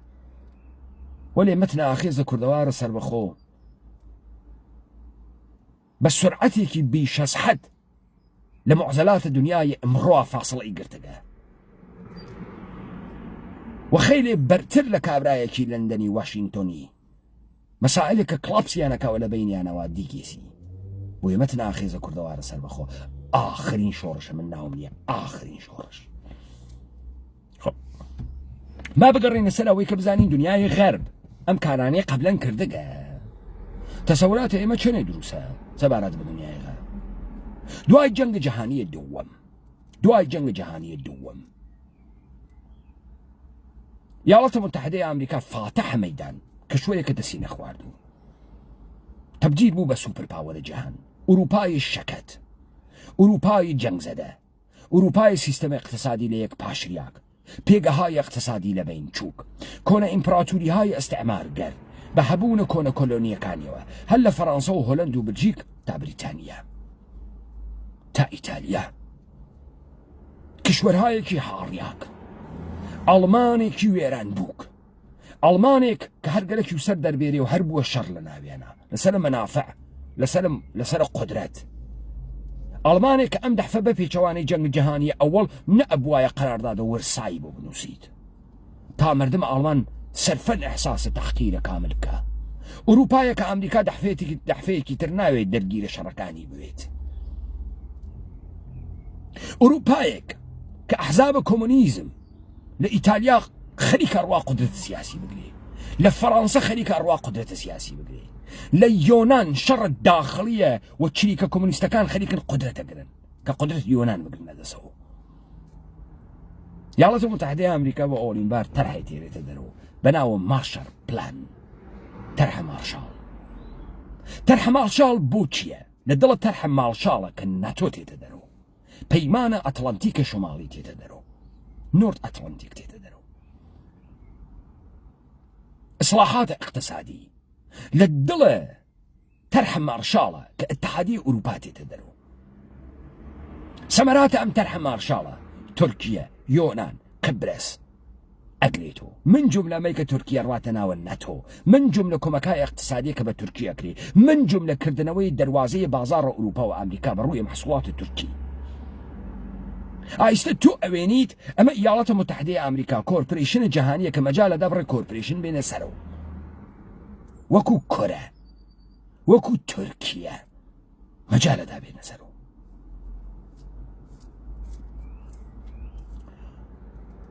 تحدي بين سرو يالات المتحدة أمريكا مارشال بلان دانيت پەیمانە ئەتڵەنتیک دانێت اتحادە جەماهیرە شەوروی ناچێتە ژێرەباری و اتحادە جەماهیرە شەوروی هەدەف سیاسی مارشال پلان ئەخوێنێت و مارشال پلان دانریاگە کە مەردەمە جامعەیە ئوروپا کە لە تەنەفڕە تەبەقاتی خەریکە زندگیەکە کە لە فەقرە مطلقا خەریکە زندگیەکە کە ئومیدە بە زندگی نەماگە لەذا ئەندیشەی چەپ و باڵە کۆمونیزم خەریکە قودرەتەگری بەری پێ بگرێت شتێکی پێ بە شتایەکی لێ بسێنیت لەذا کۆمەکە اقتصادی لەسەر گیرفانە خۆیانەوە پێیان بکات تا یەک سەدحی لە ڕەفاح مردمە ئوروپا تەجروبە بکەن و حتا فشار نایێت لە بەرامبەرە سیستەمە اقتصادە کنزی و دەوڵەتە ڕەفاح ئوروپاییە دەوڵەتە ڕەفاح ئوروپای غەربیە و پەیمانە ناتۆ دروستەکەن لە ڕووبەڕوو تۆ وا فکرەکەیت و ئەمریکا کارە خاسێکی کرد و فرە خاص بوو زندگی ئوروپای گوڕا لە پشتۆ تۆ ئەوێنیت داستان ئەمەسە مردمە ئوروپا دەرئەسەرە شرایطێکە کەوتبنە ناوی و ئەم لە ژێر ناوە ڕاست نەبوونەوەی فەشیزم نەسیۆنالیزم و کۆمۆنیزم بۆ دانە لیبرالیزم و نەئۆلیبرالیزمە ئەمریکایی بە جیهان ئەم تەرحە هەماهەنگ شدە لە ئوروپای غەربی ئیجراکە لە ژێرە ناوە بەرەنگاری لە بەرامبەر چییە؟ کۆمۆنیزم فەشیزم و ناسیۆنالیزم کە سەمەرەیە دوو جەنگە جیهانی ئەوەڵ و دووەمن تا ئەمریکا قاچی تیایگیر بووکە لەذا ئەمریکا ئەم دەحفەی بەجێمە جامعەیە غەرب گەلێکی بڕ بخوات مردم گەلێکیانە تەمرینە خۆیان بکەن لە ژێرە ئەندیشەهایە کە بوو جامعەی خۆیان دیسانەوە تەولید کردیاگە ئەمریکا شیفتیەکە بەدان یەکسری کۆمەکای اقتصادی قەزایی پوڵی و هدایەتکردنیان لە بەستەرێکە کە ئەچێت بەرەو ئەم اقتصادە جەهانیە بەرەو ئەم سیستەمە ئەمریکاییە ئەم سیستەمە ئەمریکای بریتانیای دیتان کە بریتانیا بەشداری کرد تا حدێک ئیتر لێ دۆ هاتە دەرەوە لە برگزیتە هاتە دەرەوە هەر لە ئەوەڵی شۆ مخالف بوو هەر لە ئەوەڵی شۆ مخالفە تەشکیلە اتحادیە ئوروپا بوو چون بریتانیا ئەشغاڵ نەبوو تەوەسوتە ئاڵمان وەکو فەڕەنسا وەکو بلژیک وەکو هۆلەند وەکو نۆروێژ وەکو سوێد بەڵکو بریتانیا سەدەماتی دی و ئەم جارمەشایە دیکتەکردنی بڕێک مەسایلی لایەنە وڵاتی متحدەی ئەمریکاوە قبوڵ کردایە باوێنە سەرە پەیمانە وەرشۆ لە بەرامبەر پەیمانە ئەتڵانتیکە شمالیە چەند نەفەر لە ئێوە ئەمڕۆ فکرەکە ڕووسیە بەچە ئەمریکانیە منێژم ڕووسیە منزورم ئاغای ڤلادیمیر پوتینە چەند نەفەر لێوە بزان وەختێژی کاورا بەچە ئەمریکاس ئەمانە فکرەکەن ئەمریکا قەبی کردگۆسە سەرێم جامعەی ڕووسیە و تەمامێ مردمی ڕووسیا ئەمریکاین و پڕ ئەمریکاین ئاغای ولادیمیر پوتین چۆن توانیگە قدرت بگرێ و چۆن لەسەر قدرت وێسیاگەوە چۆن لە ڕاستای سیاسەتەکانە ئەمریکا کار ئەکا ئەمە خەیلی مهمە تا تۆ بفەهمی هەرچی تەحلیلە تا ئیمڕۆشنەوتکتە تڕەهاتە مطلقە بەخاتری ئەوەی تۆ بگەوجێنیت تۆ نەفەهمی چیکاری رووسیا چی کرد لە گۆرجستانە رووسیا چی کرد لە کەریمە لە ئوکراینە رووسیا چی کرد لە سووریە ئەمە بەڕاستیکەین جەنگە سار دەست پێیەکە لە بەرامبەر پەیمانە ئەتڵانتیکە شۆمالی نەیتۆ پەیمانە وەرشۆ دروستەوی دەرەسە ئێوە چەپ و ڕاست پیستکتانە وڵاتە متحدەی ئەمریکا شەوروی خست کۆمۆنیزم لە بین چوو شکستی خوارد ئەمە تەبلیغاتێکە کە ئێوە فێری بگون هیچ کامیشتان نایژی بۆ شکستی خوارد چۆن شکستی خوارد چون ئێوە چاوتان تێوگە اتحادە جەماهیرە شەوروی فروپاشی کرد ئەمن لەفرە ئەحمەقی بیستگمە ئێژێ کلاپس اقتصادی کرد چۆن کلاپس اقتصادی کرد تەولید نەما زەمینەکان بچووک بوون و قەحتی دایلیان چه اتفاقێک کەفت لە کاتێکا تۆ قوتبێکت بەناوە قوتبە کۆمۆنیزم هەست کە دراوە خۆی هەست پوڵە خۆی هەست سیستەم اقتصادی خۆی هەست شێوەی تەولید خۆی هەست نیروی ئینسانی خۆی هەست خاکە خۆی هەست ئەعمالە سورتەی خۆی لە جەهانە هەست سەنگ و مەنەکەواوە دەستی خۆیوە چۆن کلاپسی کرد چۆن ایالاتە متحدەی ئەمریکا بە 30 تریلیۆن دلار 30,000 ملیارد دلار بەدەهی کلاپسی نەکردنە وەلی اتحاد جەماهیری شوروی کلاپسی کرد کلاپس اقتصادی کێ ئەم تۆڕە هاتەیژی دانشگاههای غەرب نه داستانەمە نییە میخائیل گۆرباچۆف یەکێ لە زەعیفتەرین ڕەهبەران اتحاد جەماهیری شوروی بوو میخائیل گۆرباچۆف کێ بوو ڕەهبەرە اتحاد جەماهیرە سۆسیالیستی شوروی بوو گەورەترین بەشە اتحاد جەماهیرە سۆسیالیستی شوروی کوێ بوو کەشوەرە رووسیە بوو گەورەترینی بوو دروست ئەمە وەسەکی تا ئێستا پێدام بێژم من بەر لەوێ مسالە ئەمە بدەم مسالە کۆمەڵەتان بۆ بەم کۆمەڵەی شۆڕژگی ڕەزەحمەت کێشان یەک عدە نیروی مادی لە ئوستانە کوردستان و لە مەناتق قەومی ئیتنیکیا گرت 700 نەفەر نیروی مسلحی بوو چون بحرانە تئۆریان بوو چون مشتێ بەچکە جوولەکەی تارانیان هاورد وەکو ئاغای ژوبین ڕازانی بۆ خاتری ئەوەی شەڕە تئۆریە چەپە ئێرانیان بۆ بکە فەدایان و پەیکار و ئەمانە چون عەبەی موحتەدی و ئەمساڵە وەکو عەبەی موحتەدی تەوانیان نەبوو شەڕە ئیدئۆلۆژیک تەکەمانە بکەن تئۆری بکەن بێسەڵات بوو چون دارودەسەی ئیرەجە ئازەرین و حەمید تەقوایی و چوزانە مازەرە ماجدی و لە ڕەسیانە ژوبین ڕازانی منسوور حکمەتیان ئاورد لەگرا ساڵە 61 ئەگەر شتبانەکەم حزب کۆمۆنیستە ئێرانیان دانیا بەڵام حزب کۆمۆنیستە ئێران هیچ نەبوو بێژگە لە 4-5 دانە لووسکەڵا بەناوە سەهەند کە ئیستا ئاغایە عەبەیە موحتەدی بۆ خاتری ئەوەی کلکەڕێوی بێرنەوە دەمیا وەکو میخائیل گۆرباچۆف بیکەنە ڕئیسی عەبەی موحتەدی بووە دەبیرە کل لە حزب کۆمۆنیستە ئێران بەڵام لە ئەسڵا ئەوەی کە قودرەت بوو بەدەنە بوو کۆمەڵە بوو سە ئیبراهیمە عەلیزادە بۆ ڕاهبەرە کۆمەڵە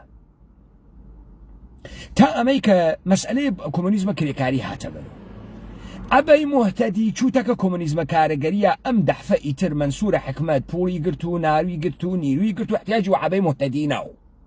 عەبەی موحتەدی چوتەکە ئەم پۆزیشنە ڕاهبەرە حزب کۆمۆنیستیە لە دەستدا چوتەکە کۆمۆنیزمە کارگەریە دیوە هیچ کوێ نەگەی بەو بدە و پەلەپەل هاتو خۆی خستۆ ناوە حزب کۆمۆنیست عەبەی موحتەدی ظاهرەن قەوارەی لە سە ئیبراهیمە عەلیزادە گەورەتر بوو بەڵام تەمامە قودرەت لە دەستە سە ئیبراهیمە عەلیزادا بوو چون ئەو چواردانە بەچکە جوولەکەیشە ئیتر چوونتەکە کۆمۆنیزمە کارگەریە بەشێکیان بردو عەبەی موحتەدی چی کرد عەبەی موحتەدی هات خۆ نەیەتوانی بێژێ لە حزب کۆمۆنیست و من داوەزمە خوار و تخوا سە ئیبراهیم جێگەمان بگۆڕنەوە سە ئیبراهیم جێگەی نەیەگۆڕیوە سە ئیبراهیم مەشا ژێردەسە عەبەی موحتەدی بووایە بەڵام لە عەسرا قودرەت سە ئیبراهیمە عەلیزادە بوو ئەمە بوو عەبەی موحتەدی تحتە ناوە ئەحیاکردنەوەی کۆمەڵە و کۆمەڵەیە کۆن وتی حزب کۆمۆنیزم کارکردی نییە و هەر لەسەر کاغەزە و هیچی نییە و هیچ کارێکمان نەکردگە هات ئینشعابی کردە ساڵە 2000 ئەگرتتان بۆ خاتری ئەوەی تا سەدحێ بێتە سەدحە ئیبراهیمە عەلیزادە ئیبراهیمە عەلیزادەی چەسپێەوە حزب کۆمۆنیستەوە وەری نەکرد پس لەگرا حزب کۆمۆنیستی ئولولوێ بوو کە ئاغای منسوور حکمەت دروستی کرد عەبەی موحتەدی ئەحساسی کردی شتێکە ئایا عەبەی موحتەدی ئەحساسی کردێتەوە ڕئیس جمهورە ئێران بە حزب کۆمۆنیستی کۆکرداینیا تەوەجۆکەن ئیستا میخائیل گۆرباچۆفیش هەروە بوو ئینسانە زەعیف النەفسێ بوو ئەم کە ڕئیسە اتحاد جەماهیرە سۆسیالیستی شەوروی بوو تەواوە ئەقمار و بلۆکە کشوەرهای اتحاد جەماهیرە سۆسیالیستی ڕەهبەرانە خۆیان بوو هەر ئەو زەمانە ئاغای بۆریس یێلتسین ڕئیس جمهورە رووسیە بوو گەورەترین بەشە اتحاد جەماهیرە شەوروی ئاغای بۆریس یێلتسین بوو ئەمەی کە اتحاد جەماهیرە شەورویان لەبین برد یەک چت بوو رئیس جمهور بیلاروس رئیس جمهور اوکراین و رئیس جمهور کەمانە جزء اتحاد جەماهیری شوروی بوون تەکە بۆریس یێلتسین دەست بە یەکیان کرد وتيان أم اتحاد جماهير الشوروية لبين أوين هر كمان بشكي خمانوين وصحوي دي قدرة من ترين بشي كيبو روسيا بو وغير سين حزيبه يكرد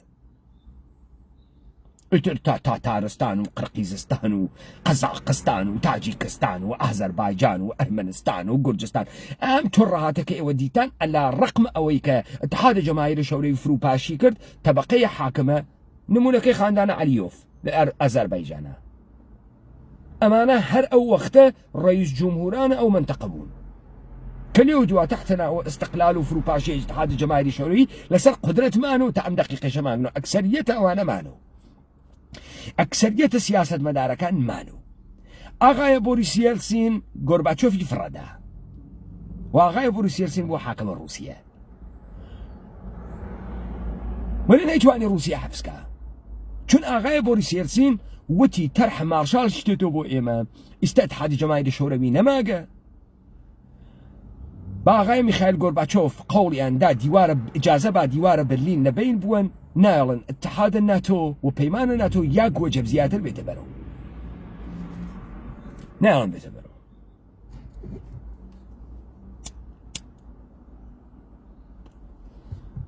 آية بوريس يلتسين شوتي خوب شو اتفاقك كيف حتما ما اتفاقك كيف طرح مال شارتيت إما إدغامه بين ناو السيستم الجهانية وأمريكا استقبالك لما وكشورانا غربية استقبالك لما آغا جانتو بيمان أطلنطيك الشمالي بو كي دروس كرقا بومن بو تهديد اتحاد جماهير الشوروي نما دي نما أو بو آغايا بوريس يلتسين دواي اتفاقات يوغوسلافي شقي يغراوي خوارد ناتو دايلا يوغوسلافي آي بوريس يلتسين هاد وسركي خوارو لما قومياو إما هايتينينو إما هلسينو وان نبون نما شيواتانا بكرده لبيرتان نچه خلع سلاح اتحاد جماهير الشورويان کرد هزار تانك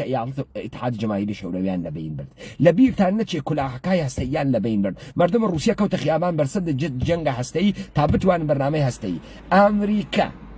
كلاحك هستي بروسيا لبين برد لودا بلاخي داو روسيا وتي من لبيني داو خب بو خاطري أمريكا مردم الروسيات سرخورده كردگا إيشي چي بكي نظام السلطة الجهاني احتياجي هز كدجمني بيوت إيالات المتحدة أمريكا احتياجي هز كدجمني بيوت إستا بلوك الشرق نماغا چيكا تككيا دجمني تيكا أي أم بيمان ناتو بو كي حفظكا چون هجمونية نظامي خوي بسلام جهانا بدات چون أم كوربريشنانا حفظكا چون مردم الجهان لتهديدا لجيرو كنترول كوربريشن كان بيعتو أغاية غورين رئيس سازمان دفاع هوائي ألمان لزمان هتلر قصة مهمة كي كرد وتي حيج مردميك للدنيا كزندگي معمولي أكا حزب شرناكا مگر اويك بمردم بيجي دجمني خريكة تيت وقركيسي امنيته ايوه و حقيقة ايوه نابودك حر مردمي لم دنيا بيت الراتنا والشر مردمان الجهان لجير نزمة كوربريتري شونا منه بحبون دجمن هاي كالتهديد كوربريتر كأنك كفكرة كان دولة اخويانا مردم امريكا اشي احساس بكات كوربريشن امريكائي خريكه مردم امريكا اباريزي لبا لبرانبر كيا ناوي روسيا لبينشي ناوي اتحاد جماهير الشوروي لبينشي لذا امريكا بوتيني بودروسكا يلسين ضعيفة كاتو مردم الروسيا احتياج احساس الضعف الجوريكا كان بوتين بدو مانوفر ورودكاتنا وعرسي سياسية روسيا مانوفر اول روسيا دعوة بشدارية ل ناتوكا اجي اغيان امش بشدار كان ناتو قشت معي وياكو روبرو تهديدا كان جهان بيسين امريكا بيجي وابكا خد امريكا يجي ويداتو يجي بيلاخ نخوي نما قالك اوكي اغي بوريس يلتسين اجي دبا شباب رينا نايو مارشال لو وكو امريكا اما حرجوز طرح مارشال لو بو كشوراني وكو مجارستان ولهستان وليتواني ام كشوران اوروبا الشرقيه هاتنا ناو اتحاد اوروبا اما هم مارشال لو بو كلا اول اتحاد جماهير الشوروي بري بيقرت اتحاد جماهير الشوروي وتي يعني ببخشن أغاية بورسياسي وتي دي باشا إيمتين ناو اتحاد أوروبا اتحادية أوروبا اتحادية أوروبا وتي بابا تو تواو قوري نما قرك هر تواو قوري ما خوي نما قرك أم كارانانا بوك بو خاطري أويك للروسيا دجمن دروسكن هم سيستميك للروسيا كاركا بتواني بسر مردما كيوا بمينيتو هم أمان بتواني بسر مردما أمريكا وبمينينو وجهانو وبمينينو بو خاطري أوا وتياني استمردم الروسيا سر شكستبو شكستي خوار وإتر مردم الروسيا حزناك بخل أسلاح بون خوي وقيمتي لأمريكا ويجي أمريكا نكبو الرفيق ما نكبو الشريك ما نكهمك ما نيكرد حيث خليك تحقير ما نكا إيه ما كون إمبراطورين شون تحقير ما نكا لذا مردم الروسيا بتمام قدرة حزكن بآغاية ولاديمير بوتين ديكتاتور ايش ديكتاتوري وكو ولاديمير بوتين بيد چون روسيا لتي 1000 ساله گذشته یک لحظه دموکراسی تجربه نکرده بۆیە ئەمریکا ئاغای ڤلادیمیر پوتین دروستەکە ئیستا ئەم ئەحساسە دوژمنیەتەکە ئەمریکاشی مردمە رووسی ئەحساسکە لە جێگەیەکە دوای ئەمریکا ئەمریکا هەرچێوی کردە ئاسینی هەر تەحقیری کرد لە جێگەیەکە ئەم ئەحساسە بگرێ لە کێ بیگرێ لە ئاغای پوتینە ساختە شدە کە ئێشێ نەقش دوژمنایەتێتەکە ئەمریکا بازیکە ئەمما ئەم دەفعە نەبە ئیدئۆلۆژیە بەناوە کۆمۆنیزم بەڵکو بە ناسیۆنالیزمێکی تەرحنەکریاگە ڕووسی کە حیچ تەئسیرێک و حیچ جبهەیەکی مشترک لە مردمە جەهان لە مقابڵ ئەمریکا تەشکیل نادات فقط رووسیەکی زەعیفی نەفت فرۆشە کە ئێمەش چەک و چۆڵیشی هەست بۆیە هەوسارەکە شلەکا بۆ ئاغای پوتین بڕواتە گورجستان بە نیروی نظامی ئەمە دوای 1991 و فروپاشی اتحادیە جەماهیری شەوروی مردم رووسی ئەحساسەکەن یە پیاوێکیش هاتووی عەزەمەتی بۆمان تێرێتەوە ئەوەسە 2007 گورجستانی کرد ئەوەسە ئاغای ولادیمیر پوتین شوری کرد ووتی نا من بەر بە حوزورە ناتۆ ئەگرم نایەڵم بێت ناتۆ دووبارە ئەهەمیەتی پەیا کردەوە مهم بوو لەذا هاتن چیان کرد هاتن ئاغای ولادیمیر پوتین چوو کەریمەی گرت چوو بەشێ لە ئوکراینی گرت ئەمان هاتن یەسری تەحریمە ئەلەکیان کرد مەیدانە شەڕە سووریان ئامادە کرد کە ڕووسیەتیان نەقش بدوێنێت بۆ خاتری ئەوەی کە مردمە ڕووسیا فکر بکەن ئاغای ولادیمیر پوتین عەزەمەت ئەگەڕێنێتەوە بۆیانە لەم وەسەتە دوژمنیە ڕووس و ئەمریکا وما بەقیە جەهان واقعی و بکەنەوە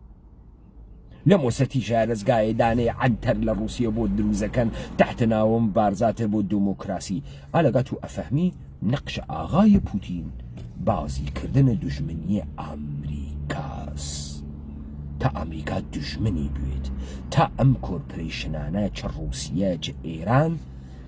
چ تورکیە بتوانن بەسەر مردمەکانە خۆیانەوە تحت ناوە دوژمن بویسن جەهانە بێ دوژمن غير قابل كنترول بو كوربريشن خليتان بو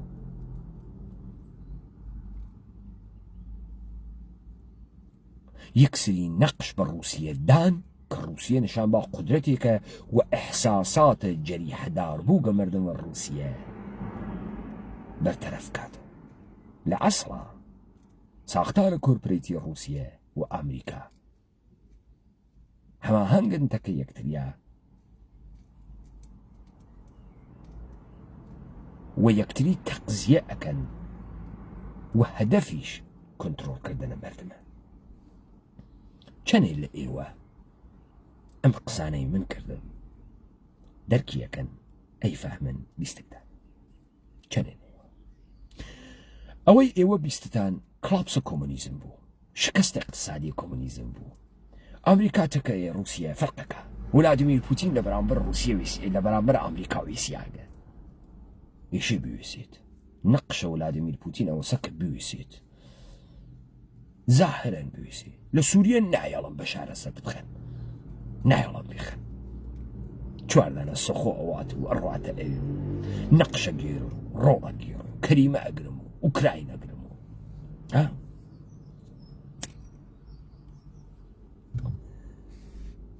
ئەمە وەسە جەریانەکەی مایکل سەندڵ وەختی ئێژی ئەمانە کارە سیاسیەکەن ئەفەهمی کارە سیاسی چه شەکڵیە کە لە ئۆهدەیە تەحلیلی تۆ بەرنایت. تۆ فکرەکەی ولادیمیر پوتین وابەستە نییە بە قودرەتە کۆرپۆریشنە ئەمریکا، ئەو حەفزی ناکا کە بمێنێتەوە. ئەمانە لازم و مەلزومی یەکتری نیەن. تۆ فکرەکەی مردم قودرەتی نییە. تۆ فکرەکەی یاڵەتی متحدەی ئەمریکا مەیلی بێت لە هەر کوێیەکە مەیلی بێت ئەتوانێت ئەسپە مرادی بتازێنیت ئەگەر ئێرادەی مردمی لە بەرامبەریە بوێسێت. یاڵەتی متحدەی ئەمریکا سەهلە، هیچ کەسێ ناتوانێت لە بەرامبەرەمیە لەنادە بوێسێت. ئەگەر ئێمە گرەکمانوێ قودرەتمەند بووین کەس ناتوانێت بەرە قودرەتمان بگرێت. دروستکردنە چەک و چۆڵ بە کەڵگرتنە لە فەناوەری و تەکنۆلۆژی هیچ کارێکی سەخت نییە. بە تایوانی ئەکرێ بە ئێمەی شەکرێ، بە کورەیی ئەکرێ بە ئێمەی شەکرێ، بە چینی ئەکرێ بە ئێمەی شەکرێ، بە ڕووسی ئەکرێ بە ئێمەی شەکرێت، بەگشت کەسێک ئەکرێت بە شەرتی شەرایطەکە مهیابێ و ئێرادەی مردمەکە موجود بێ. مردمە ڕووسیە تحتە ناوە ناسیۆنالیزمە کوێرە ڕووسی بە هیچ کوێ ناگەن، ئەمە بازیە دوژمنە ڕووسیە و ئەمریکا ئیدامە ئەدەن. بگنۆ ئەم ئەبزارە تا ئەمسالە ولادیمیر پوتین و فەسادە ئەمیقە کۆرپۆریشنە ڕووسیە بەسەریانە و بمێنێتەوە هەتادایە. تا مردمە ئەمریکا لە ژێر کۆرپۆریشنە ئەمریکاییە هەتایە نابود بکرێن، خۆی نوسخەیان بۆ ئەپێچێ، خۆی ئێژێ جامعەکە مشکلی هەست، خۆی ئێژێ نابەرابەریە، خۆی ئێژێتی و خۆی نوسخەکەیشی ئەپێچێت. تا دانەیە کارگەرە ئەمریکایی گزارش نەدا لە بێدەسەڵاتی خۆی، گزارش نەدا لە نابودی و کاولی خۆی، نەتوانێت. هەرواسە کە مردمە ئێمەیش هیچ گزارشێکیان نییە. ئەمانەی کە پێتم وت بە تۆ ئەفەهمێنیت، ئەمانە تەهدید ئەخوێننەوە ئەیوێنن، بەرنامە ڕیزی بۆکەن و حرەکەتەکەن لە ڕاستایە و تەهدیدە. ئێمەیان خوێند و تەهدید بووین، بەرنامە ڕیزیان کرد لە ڕاستایەوەی کە نابودمان کرد. لە هەر کوێیەکە بە سوورەتە ئێرادەی خۆمان حزورمان پیا کرد و بربەستەکانمان لە جامعەی خۆمانە لابرد. ئەو وەختە ئەفەهمیت کە ئێمە قودرەتمان هەست، کە ئێمە زۆرمان هەست، کە ئێمە ئێرادەیشمان هەست، کە ئێمە نەقش و ڕۆڵیشمان لەم جەهانە هەست، وەلی تۆ لە خۆت ناپرسی چه اتفاقی کەوت کە لە جامعەی ئێمە ئەمڕۆ لە شەبەکەهای مەجازیە لە جەنزار تحتە ناوە تۆلیدە محتەوا تێرنە بەرەو و عیدەیەک لە ژێرە ناوە دافە ئینستاگرامی، شاخە ئینستاگرامی، خەریکی کاری بازرگانی و تەبلیغن. ئەرێ لە خۆتان ناپرسن لە جامعەی ئێران، لە جامعەی حەلیمە کوردستانە چەندی کالا مەسرف ئەکرێ ئەم گشتە تەبلیغ کنە مەوجودە. دانەیە کەنیشکە بۆ تێرن جەڕاحیە پلاستیکی کردگە، کۆزمەتیک سەرجەری کردگە، تەغییرە چێهرە و قیافەی خۆی داگە. ئێژێ من مانگێ 4 دەفتەر دەرتێرم، مانگێ 4 دەفتەر دەرتێرم. یعنی چی مانگێ 4 دەفتەر دەرتێرم؟ چه فعالیەتێکی اقتصادیەکەی؟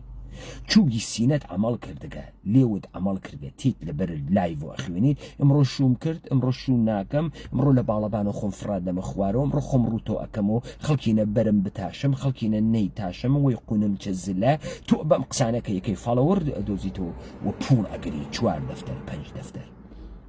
کێ ئەم کارە ئەکا؟ خۆمان بەم خەلاقیە دەگەیگین، یا وەکو تەرحەکەی مارشال خەریکن هدایەتمانەکەن، خەریکن هدایەتمانەکەن. ئیستە قم ئەرزشە بدوێت، ئیستە پیاگی ئارایش بکات، بێت بازاڕیابی بکە 1 ملیۆن نەفەر فالۆوەری بوێت، ئەرزشە دروست بووگە لە جامعەی ئێمە. تەوەجۆکە یاغەیان کێ ئەرزشەکان بۆ دروستەکە؟ وەختی تەرحە مارشال تێرن بۆ خاتری ئەوەسە مردمە ئەوروپا لەناو ئەم مشتومڕە کە کردیگێسی و لەم هاڕیاگە کە کردیگێسی بەرەو مەسیرێک نەچی کۆرپۆریشن لەبین بوات تحتە ناوە بەرگیری بە کۆمونیزم. تەرحە مارشاڵیان بۆ تێرن تا یەکسری کارخانە و نان و خۆراک و ئەمانە فڕەبەنە بەریان کە قودرەت خۆیان لەبین بچێت.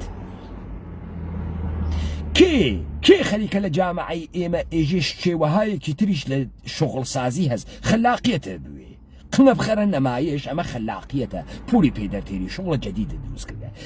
جدیدەن تەماشامە کرد دانەی ئێرانی هاتکە من 16 ساڵە لیسانسە ئەدەبیاتم هەست بسیار واردم ناوە خۆت بێژە ناوە ژنەکەت بێژە شغڵە بێژە تا ناوە مناڵە بۆ انتخاب بکەم 2,500,000 تمەن ناوە مناڵە بۆ هەڵە بژێرم کاورا خلاقیەتی بووگە شغڵ جدیدی دروست کردە نەقشە مهمێکی هەست لە جامعەی ئێرانە بۆ تەبەقەی ئەلیتە جامعەی ئێران ناوە مناڵ ئەدۆزێتەوە ئەم ئاغا خلاقیەتی هەست شغڵ جدیدی دروست کردەگە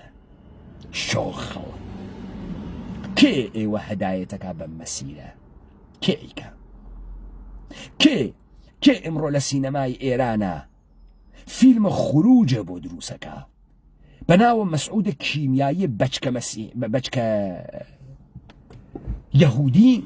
دەوڵەتە ئێرانی کە تێت مەقولەیە ریاست جمهوری ئەداتە بەرە پرسیارە جدی و ئەعترازاتە ئیجتماعی قەشەنگ و ئەکات و چهرەیە کاریزماتیکەدا بە فەرامەرزە قەریبیان و لە مەراسمە ئاعترازاتە تراکتۆریە بەرەو خیابانە پاستۆر ئەچێت و مردمە ئێران حەزی پێیەکە و BBC حەزی پێیەکە و گشتی حەزی پێکەن و ڕێژوور پێی کەسی پێکە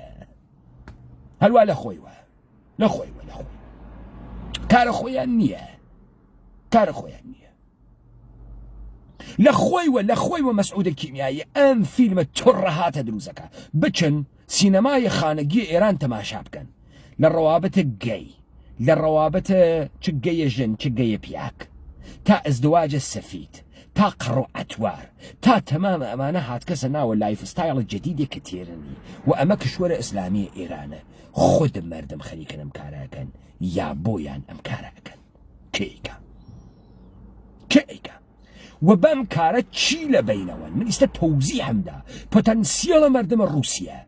ئیشی منحرف بێتەوە لە دژمنی ئەمریکایەکە کە هیچ وەخت بە هیچ شەڕێ ناگا چون ئەم بۆمە ئەتۆمی هەست ئەویش بۆمە ئەتۆمی هەست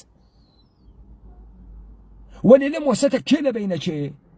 مردمە رووسیەیە کە ظاهرەن ئەمریکا تەحقیری کردن ئیسا وەلادیمیر پوتین تۆزێ شخصیتیان پێداتۆ چی لە بینە چێ تمام خلاقیەتە مردمە رووسیە تمامە پۆتەنسیەڵە مردمە رووسیە بە مردمە رووسیە ئێژن کشوەرە ئێوە سەرنەوەشتە تاریخی هەست تاریخەن خوا رووسیەی دروست کردگە رووسیەی ئۆرتۆدۆکسی دروست کردگە کە کانونە تەحوڵاتە جەهەنوێ و لە مەرابرە شەیاتی نابوێسێت بۆیە ئێوە بوون لە بەرامبرە ناپلئۆ ناوێسیان بۆیە ئێوە بوون لە بەرامبرە هیتلێر ئاوێسیان بۆیە ئێوە بوون لە بەرامبرە ئەمریکا ئاوێسیان ئەمە سەرنەوەشتە مردمە رووسیەس خاکە رووسیە خاکە نەزەر کردەس بەمە مردمە بەدبەختە رووسیان بەر پێگرتگە بەریان پێگرتگە ئەی بەچی بەریان بە ئێمە گرتگە من هەر خەریکم مەوانع بۆ ئێوە بەحسەکەم تا بفەهمی ئەمانە بە بەرنامە ڕیزی تێنەبەرن تا بفەهمی تۆ خود ئەم کارە نییەی فێرە دەکەن ئەم کارە دەکەن فێرە دەکەن لە چه عمەڵکەی قنەزلکەی 10 ملیۆن تمەنە پێدەن مەگەر چەندێک کالا لە ئێران ئەفرۆشیە ئەم گشتە دافە ئینستاگرامیە بۆ تەبلیغات دروست بووگە کێ ئەم پوڵانە ئەدا تەحتەناوە تەبلیغات کە شغڵە تەبلیغکردنە قم و باسن و چوزانم با بەردانە پشت لایڤ ئینستاگرامی و فەیسبووکی بێتۆ دەرامەدە 4 دەفتەری و 5 دەفتەری بۆ کەنیشکێک کە معلوم نییە کەنیشکە کێس تا جامعەی ئێمە فکرکە شغڵە جدید دروست بووگە تەولید محتەوای ئینستاگرامی ئەکەین بەچەها ئەمروز حاملە شدەم تەماشای سکم بکەن حاملە بووگە دایک و کەنیشک و 5 نەفەر و 10 نەفەر و کوردبازی و هەڵپەڕکە و قەیتانە قژ و دەرزە مەمک و ئەمانە مەشاغڵە جدیدن مەشاغڵە جدید لە خۆتان بپرسن ئەگەر مایکل سەندڵ ئێژێت شغڵ فقط بۆ تێرکردن نییە شغڵ فقط بۆ تێرکردن نییە بەڵکو تۆ ئیشی ئەحساسکەی لە تەولیدە مەنافع عمومیە نەقشێکت هەست تۆ کەرامەتی هەست شغڵەکەت و ئینسانە مهمێکی لەم جامعە کەی ئێوە لە جامعەی ئێمە بەم نەتیجە ئەگرن کە ئیجتماعتان نەماگە کە ئەحساسە هاودڵی و ڕفاقەتتان نەماگە کەی ئەگەن بەوەی کە ئێوە ئەعتباریشتان نەماگە کەرامەتیشتان نییە فکرەکەن هەرکە پوڵە فڵەت دەرتێلێت هەرکە پوڵە فرە دەرتێرێ فرەتر مفیدە و حاڵە جامعە بۆیە خانمێک کە جەڕاحیە کۆزمەتیکە کات سیلیکۆن ئەخاتە ناوی باسەنی ناوی مەمکی ناوی لچی کە مانگێ 2 دەفتەر دەرتێرێت ئینسانە فرە مهمێکە فرە مهمە وە گشتتان بەرەو ئەم مەشاغڵە ئەچن ئەم مەشاغڵە کێ بۆتانی دروست کردە خۆتان یا حاکمیەت کۆرپەرێتی و نظام سڵتەی جیهانی لە داپڵساندن مەردمە ئێمە سەرزەمینمانە ئێمە قەرار نییە هیچ وەخت بە عیزەت و زندگیکەین بە کەرامەت و زندگیکەین قدرەتمەند زندگیکەین ئیرادەی خۆمان بەسەر ئەم جەهانە بسەپێنین بەڵێ ئەمانکەنە حیز شغڵە جەدید حیزیە فرۆشتنە لچ و لێ و مەمک و باسەنە فرۆشتنە ڕەوابەتە ئینسانیە فرۆشتنە بەها و ئەرزشە فرۆشتنە هەرە و شتانەسە کە ئێمەی ئینسان بۆ زندگیەکە ئەمانە احتیاجمان پێسی ڕەوابەت اجتماعی دۆستی ڕفیقایەتی عشق خۆشەویستی ئەعتەماد احتیاجمان پێسی زندگی پێ بکەین ئەنا زندگی ناکری بە خواردن و خەفتن هیچ کام لەمانە تەولید ناوێت بگەڕێن بەڕەسیە مەوانە ئێ بکەین کە بەر ئەگرێ بەوەی کە من و تۆ فکرکەین ئێمە ئینسانین من لە ئەوڵۆ پێتم وتم من هاتم وتم کراوات بەرەگری کتاوخانە بەرەگری نایەڵێ مردمە خیابانەکانە سنە و کرماشان سلێمانی و هەولێر ئەحساس بکەن ئینسانێکن کە ئیشە سەرنوشتە خۆیان بیگرنە دەسەوە ناوێ مردمە ئێمە کە ئیمڕۆ لە جەهانە نە خۆراکیان نە فەرهەنگیان نە ئەقڵیان نە باوەڕیان نە چیرۆکەکانیان هیچکە حەزی پێ ناکە ناوێ ئەحساسم سەرخۆردەگیە بکەن ئەگەر ئێمە قدرەتمەند وایەنە خۆراکمان و فەرهەنگمان و موسیقیمان و هەرچی شتمانە جەهانی و ئەوە لەبێ قدرەتی خۆمانە هاڕیاگین تفەکەین لە خۆمان